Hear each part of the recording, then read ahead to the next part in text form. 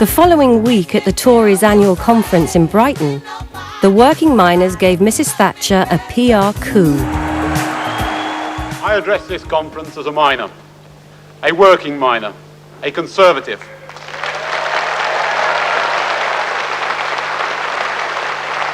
Or, as I'm called every day, a Tory scab. Mrs. Thatcher was in her element, surrounded by admirers and in the middle of a good fight.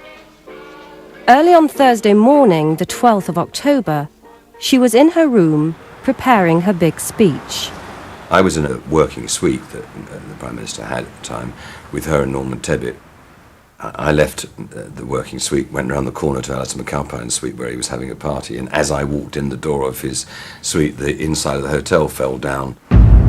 The blast destroyed rooms on 3 floors of the building where the Prime Minister, her cabinet and dozens of MPs were staying.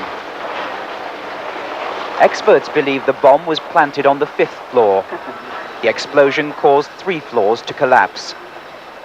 The injured were helped onto the promenade, most suffering from cuts from flying glass and masonry and shock. When the Brighton bomb went off, my first thought was, oh God, I hope it's not the miners. But my second thought, and I'm not proud to say it, but my second thought was, God, I wish they'd got her. By sheer chance, Mrs. Thatcher wasn't in her bedroom at the time. Well, everybody thought she'd bought it. That's the first thing came to people's minds. Well, our minds, anyway. As miners on strike, she was there, and that's the first thing came to all our bloody minds. Whoop, she's gone. You know. But no. She was in the toilet. She was awake and had just completed work on her conference speech when the bomb went off.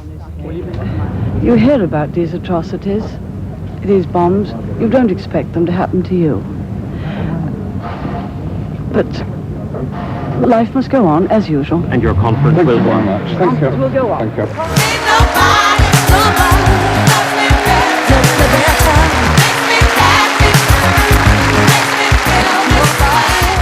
The morning after the explosion, Mrs. Thatcher came out fighting.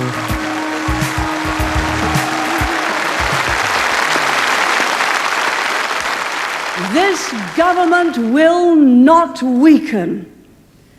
This nation will meet that challenge. Democracy will prevail.